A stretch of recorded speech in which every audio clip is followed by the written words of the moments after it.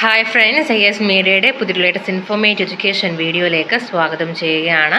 കേരള സർവകലാശാല 5th semester exam റിസൾട്ടുമായി ബന്ധപ്പെട്ട് സ്ക്രൂട്ടിനിക്ക് apply ചെയ്ത വിദ്യാർത്ഥികൾ, സൂക്ഷ്മ പരിശോധനയ്ക്ക് അപ്ലൈ ചെയ്ത വിദ്യാർത്ഥികൾക്ക് വേണ്ടിയിട്ടുള്ള ടൈം നൽകിയിട്ടുണ്ട്. അപ്പോൾ നമുക്ക് ഡീറ്റെയിൽ ആയിട്ട് നോക്കാം. ആദ്യം തന്നെ ഡിസംബറിൽ നടത്തിയ 5ാം സെമസ്റ്റർ CBCSS BSc പരീക്ഷയുടെ സ്ക്രൂട്ടിനി അപേക്ഷ സംബന്ധിച്ചിട്ടുള്ള വിദ്യാർത്ഥികൾ ഫോട്ടോ വെച്ച് തിരിച്ചറിയൽ കാർഡും പ്രസ്തുത പരീക്ഷയുടെ ഹോൾ ടിക്കറ്റുമായിട്ട് മെയ് 31 മുതൽ ജൂൺ 9 വരെയുള്ള പ്രവർത്തനങ്ങളിൽ റീവാലുവേഷൻ EJ 2 സെക്ഷനിൽ ഹാജരാകേണ്ടതാണ്.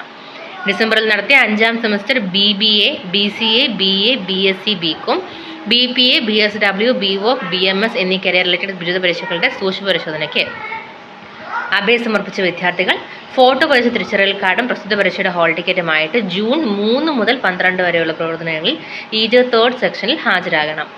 5ാം സെമസ്റ്റർ CBCSS BCom 159 പരീക്ഷയുടെ സ്ക്രൂട്ടിനിക്ക് അപേക്ഷ സമർപ്പിച്ച വിദ്യാർത്ഥികൾ ഫോട്ടോ പതിച്ച തിരിച്ചറിയൽ കാർഡും പ്രസ്തുത പരീക്ഷയുടെ ഹോൾ ടിക്കറ്റുമായിട്ട് മെയ് 31 മുതൽ ജൂൺ 7 വരെയുള്ള പ്രവർത്തനങ്ങളിൽ റീവാലുവേഷൻ EJ 4 സെക്ഷനിൽ ഹാജരാകണം. സോ ഇതാണ് സ്ക്രൂട്ടിനിയുമായി റിലേറ്റ് ചെയ്ത് 5th സെമസ്റ്ററിൽ വന്നിട്ടുള്ള അപ്ഡേറ്റ് എന്ന് പറയുന്നത്.